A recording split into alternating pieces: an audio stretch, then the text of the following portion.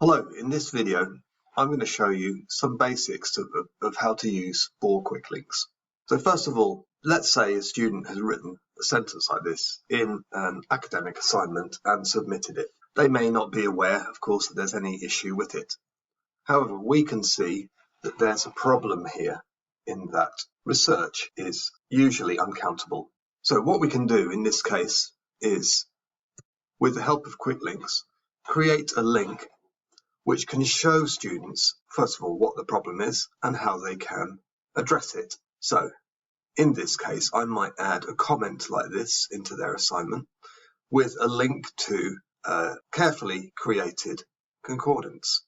Here we can see the concordance that has been created. With the help of this, students may be able to see that research tends to be uncountable, whereas if you want the countable noun, you can use studies.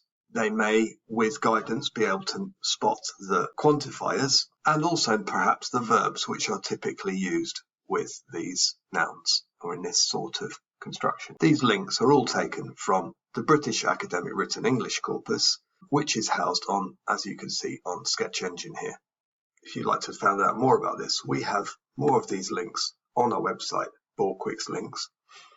If you come here to the Quicklink directory and the Encyclopedia Index page, you will see that there are various ways of finding them, including an alphabetical list, searches.